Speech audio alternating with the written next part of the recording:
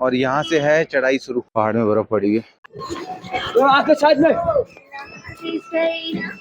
एक बेजवान पशु को इस तरीके से ये टॉर्चर कर रहे हैं ना, मतलब कम से कम तुम्हारी उम्र अभी चलने लायक है, तुम अभी जा सकते हो इतनी चढ़ाई पे। तो अभी तक का जो ट्रैक था वो ओके ओके था। अब लग रहा है कि हम यमुनोत्री की यात्रा कर रहे हैं। कैसी लग रही? 20 वाली 40 में पी गए।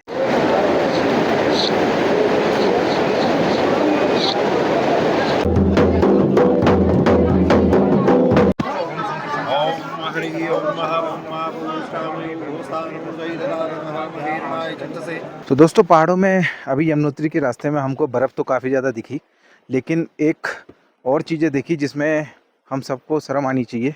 गुड मॉर्निंग दोस्तों, कैसे हैं आप लोग? आई होप आप सभी ठीक होंगे।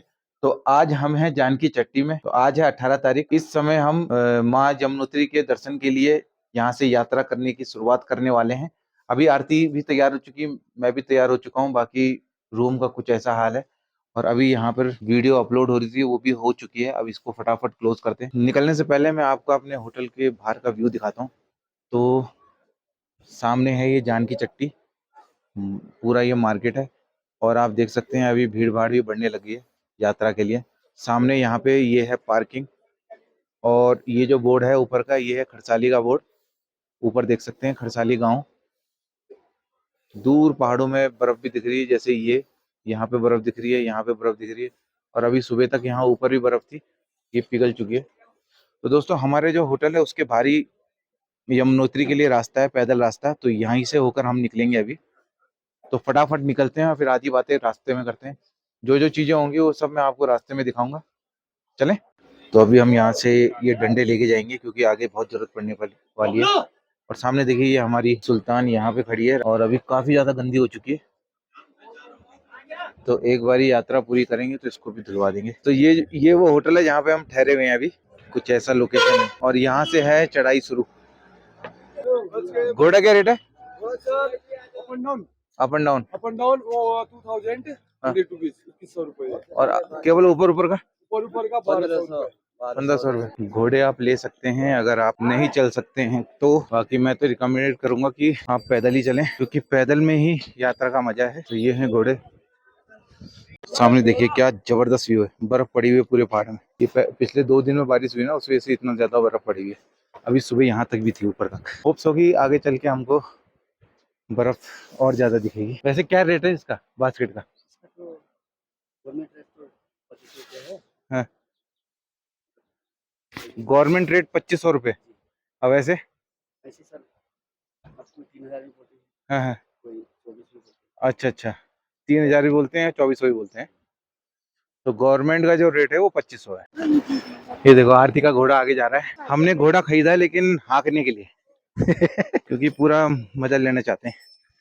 घोड़ा हाँकने का भी मजा कुछ और है।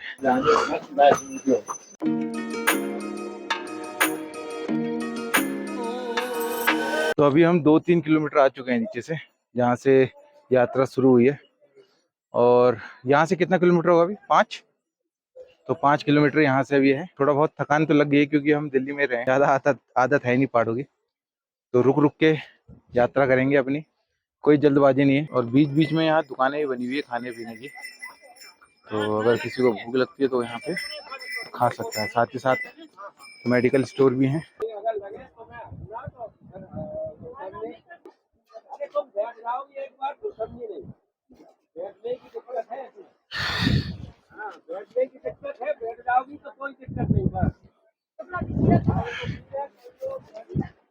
ये देखिए इस तरीके से यहाँ पे घोड़े में बैठाए जा रहे हैं लोगों को। देखो मेरा मानना है कि अगर आप सही सलामत हो ना, और आपकी उम्र है, तो आपको हमेशा पैदल ही चलना चाहिए। पैदल चलने में जो ये प्राकृतिक का आनंद मिलता है वो तो बात ही अलग है। तो दोस्तों ये नदी है यमुना, और सीधे यमुनोत्री से बह करके ये नीचे मैदानी क्षेत्र की ओर बढ़ती हुई जा रही है। ये देखिए। तो इस तरीके से दुकानें भी यहाँ पर हैं, बीच बीच में आप नाश्ता पानी कर सकते हैं।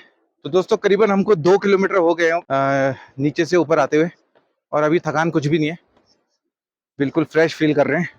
तुम्हें थकान हो रही है? रास्ता सही है। और अभी तक रास्ता भी बिल्कुल सही है। बीच बीच में खाने पीने की दुकान है, अगर कहीं पे ऐसा लगेगा कि भैया भूख लग रही है तो कुछ खा लेंगे बीच में, नहीं तो चलते जाएंगे। तो यहाँ पे फ्री वाईफाई जोन भी है और साथ में ही खाने पीने की शॉप भी।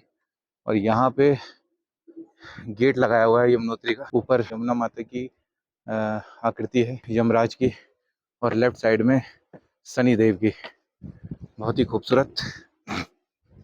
अब यमुनोत्री अभी 4.5 किलोमीटर है। तो इस रास्ते में कुछ आपको इस तरीके से बेंच मिल जाएंगे बैठने के लिए, ताकि आप थक जाएं तो यहाँ बैठ सकते हैं। और यहाँ पे एक और बोर्ड आ गया है जिसमें यमुनोत्री 4.5 किलोमीटर अभी मेंशन है। तो दोस्तों, यमुनोत्री यात्रा के दौरान आपको यहाँ पे मेडिकल फैसिलिटी मिल जाएगी। आप मेरे पीछे देख रहे होंगे, ये मेडिकल फैसिलिटी के लिए बनाया गया है।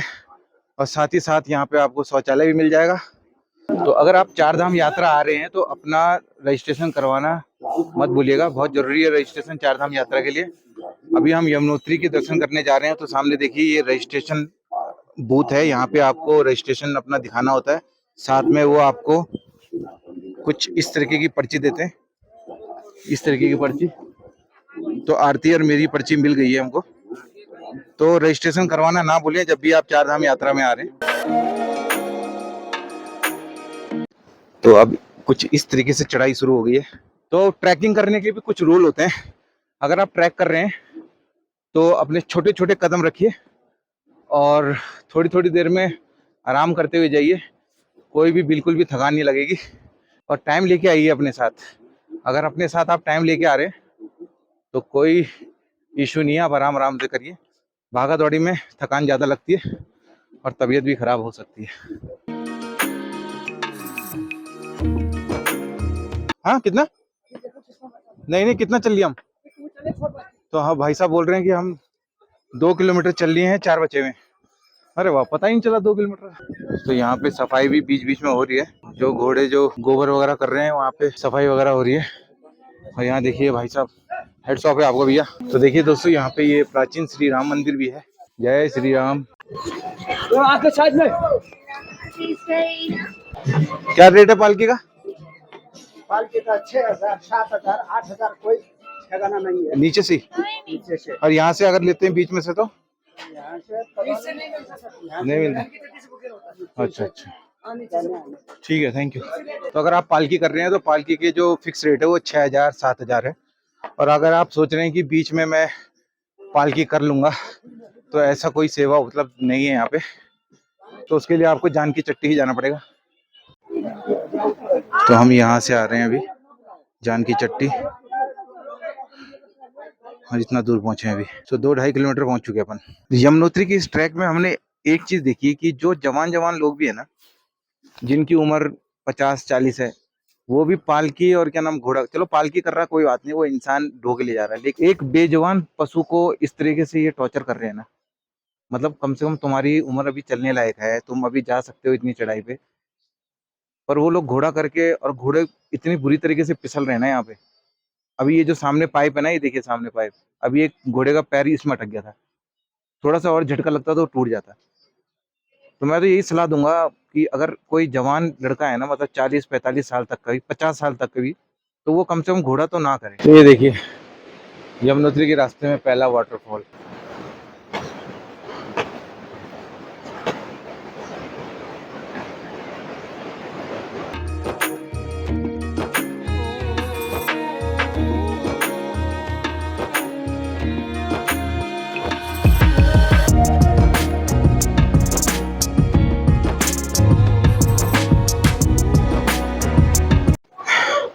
ये वाला जो पैच है ना, ये जो आ रहा है नीचे उस पुल से और ऊपर तक, ये पैच काफी थका देने वाला है।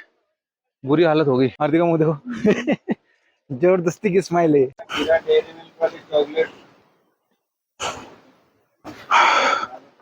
तो ये वाला ट्रैक देखिए, इसमें तो सही पसीने निकलेंगे भाई। तो अभी तक का जो ट्रैक था वो ओके ओके था। अब लग रहा है कि हम यमुनोत्री की यात्रा कर रहे हैं।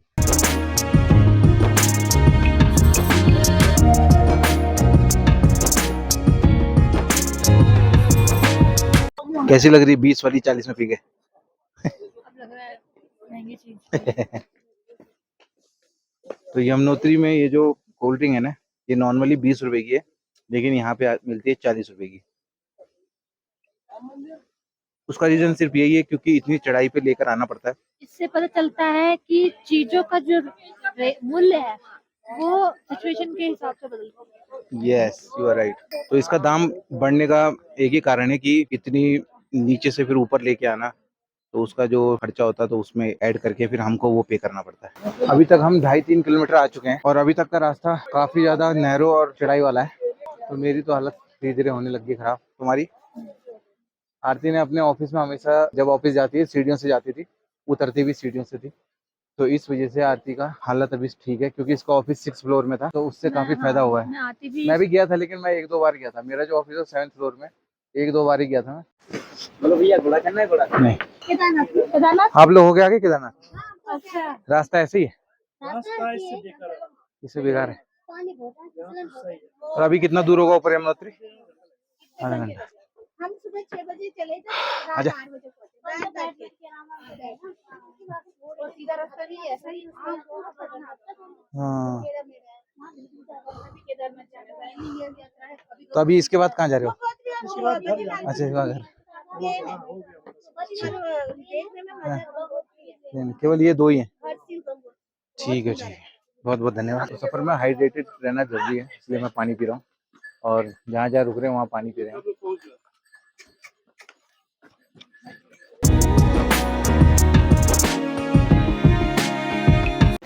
तो फाइनली हम यमुनोत्री धाम में पहुंच चुके हैं। सामने देखिए 200 से 300 मीटर की दूरी पे ही अब यमुनोत्री मंदिर रह गया है। मंदिर को इतने पास देख करके ना पूरी थकानी गायब हो गई है। ऐसा लग ही नहीं रहा कि हम इतने थक गए थे। और ऊपर देखिए कितनी बर्फ़ पड़ी हुई है ऊपर, और नीचे मंदिर। तो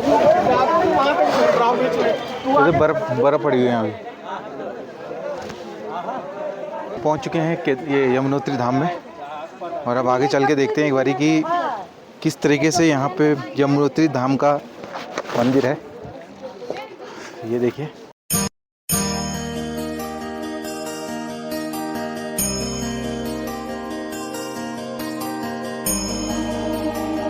तो फाइनली हम माँ यमुनोत्री के धाम पे पहुँच चुके हैं। ऊपर देखिए बर्फ़, कितना खूबसूरत व्यू है। ये देखिए कितना खूबसूरत व्यू है। ये 2 दिन की जो बारिश हुई है ना परसों, उसमें ये बर्फ़ पड़ी है।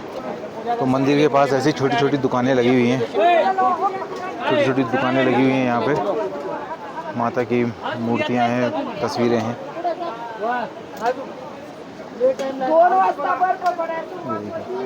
खाने पीने का सामान भी यहाँ मिल जाता है। देखिए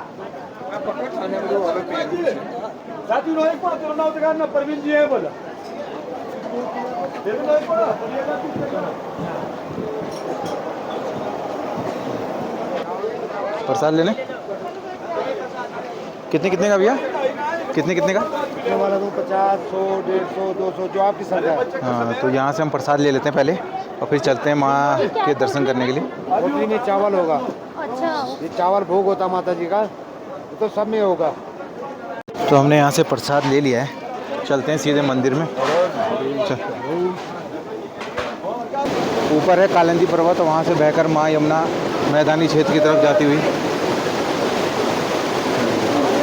तो अभी यहाँ पर हमने अपने जूते रख दिए और चाहते हैं मंदिर की ओर। पैर बड़े ठंडे ठंडे हो रहे हैं यार।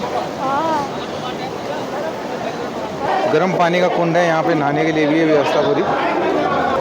ज़्यादा देर वीडियो बना नहीं सकता मैं, क्योंकि किसी को कोई इशू हो जाएगा तो दिक्कत हो जाएगी। तो यहाँ पे इस तरीके से नहाने का कुंड भी है, सूर्य कुंड।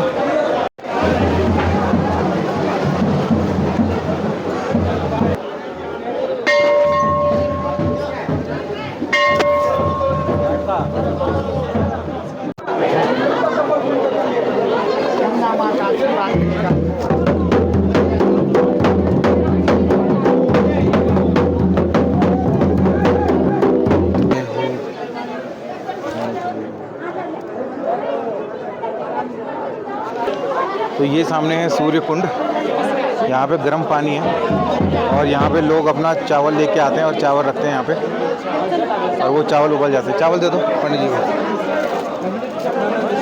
हम भी अपने चावल जो लाए हुए हैं प्रसाद के साथ, उसको यहाँ पे लगाएंगे, यहाँ पे रखेंगे। और देखते हैं गरम कितनी देर में उबलते हैं।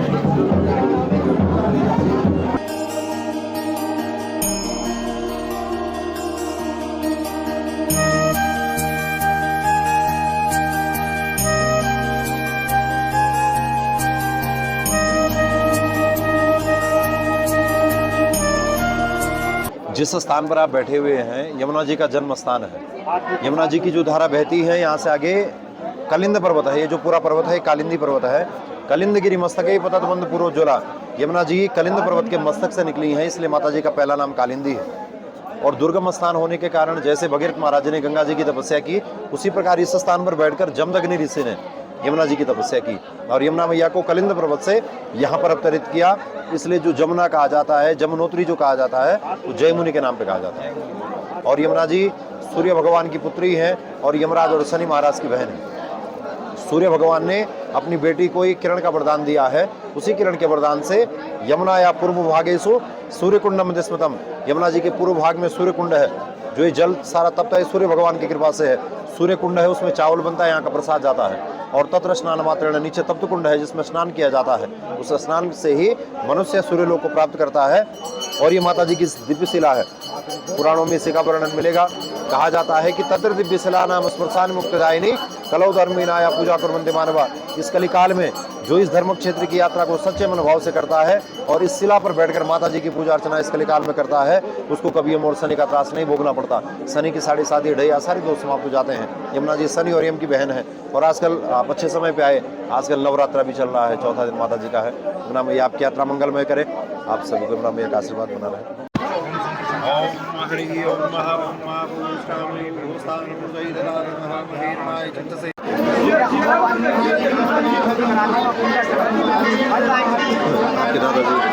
श्री दौलत सिंह नेगी लेट। गाँव कौन सा पड़ा पड़ता है? गाँव है दांतागैर। दांतागैर कोटली दांतागैर के सुरजीत सिंह नेगी, सुरजीत सिंह नेगी, सन ऑफ सूर्य अवतार सिंह नेगी, भाग्यवती ने ब्योता के जीत वो जो चाचा हैं। अच्छा अच्छा, गढ़ी रतनपुर सेरा, जैसे जैसे हमारे पूर्वज हैं उनका भी होगा ना? उनका भी हो पुराना। अच्छा, जितना जो पहले आए होंगे लिखाया हुआ अगर नाम होगा। अच्छा ठीक है, धन्यवाद भैया। यहाँ पे चूड़ाक्रम भी होता है बच्चों का। और यहाँ पे द्रौपदी माँ कुंड बना हुआ है, ये देखिए। ये कुंड क्यों बना पता है? क्योंकि यहाँ माँ द्रौपदी आई थी। हाँ, उन्होंने यहाँ पे स्नान किया होगा तो ये कुंड बना हुआ है। काफ़ी गर्म पानी, देख रहे हो कितना भाप से आ रही है। मैंने स्नान नहीं किया क्योंकि मैं सुबह स्नान करके आ गया था। और यहाँ पे देखिए अभी भी स्नान हो रहा है पूरा। तो ये है स्नान कुंड। वहीं पे यहाँ पे पुरुषों का है, उधर महिलाओं का कुंड है। अभी अच्छी तरीके से यमुनोत्री माता के दर्शन हो चुके हैं। और पीछे अभी आरती जूते पहन रही है। पीछे का व्यू देखिए मेरे, कितना खूबसूरत है। नीचे यमुना नदी बहती हुई और अभी बारिश होने का भी खतरा बना हुआ सर पे। तो अभी दर्शन करने के बाद, अच्छे से दर्शन करने के बाद अभी हम आ चुके हैं। ये जो मार्केट है ये मंदिर के बाहर ही लगी हुई है। तो सुबह से कुछ खाया नहीं था तो खाना खा लेते हैं यहाँ पे और फिर उसके बाद आगे निकलते हैं। तो आ गया अपना खाना, इसको खाते हैं और निकलते हैं। महाभारत के अनुसार जब पांडव उत्तराखंड की यात्रा में आए थे तो वहाँ सबसे पहले यमुनोत्री, फिर गंगोत्री और फिर उसके बाद केदार और लास्ट में बद्रीनाथ गए थे। तभी से ही इसी प्रकार 4 धाम की यात्रा की जाती है। तो यहाँ पे हल्की हल्की बर्फ़ पड़ने लगी है। यहाँ पे हल्की हल्की बर्फ़ पड़ने लगी है। ऊपर पहाड़ों में देखिए कितनी बर्फ़ पड़ गई है। और सामने ऊपर भी पहाड़ में बर्फ़ पड़ रही है, वो देखिए।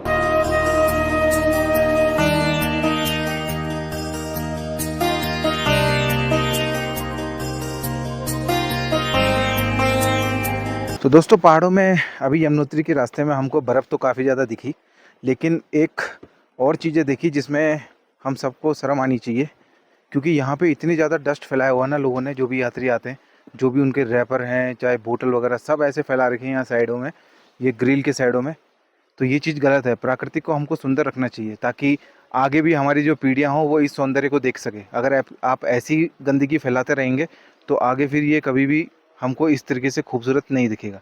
तो भाइयों, मैं आपसे रिक्वेस्ट करता हूँ कि अगर आप आ रहे हैं यहाँ पे देवभूमि उत्तराखंड में तो उसकी गरिमा बनाए रखें और जो गंदगी है उसको मत फैलाएं। अपने साथ आप रैपर को और बोतल को लेके जा सकते हैं और कहीं पे अच्छी जगह पे स्टोर या फिर कहीं डस्टबिन में डाल सकते हैं।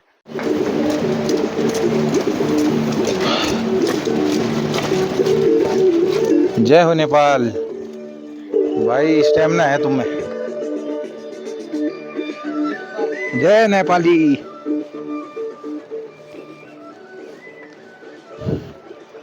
मानना पड़ेगा भाई लोगों में इतना स्टेमिना है, 6-7 किलोमीटर इतना वेट लेकर भी चढ़ जाते हैं, कुछ पता मतलब वेट का पता ही नहीं चलता उनको। काफ़ी स्टेमिना भाई, और ये सिर्फ नेपाली कर सकते हैं।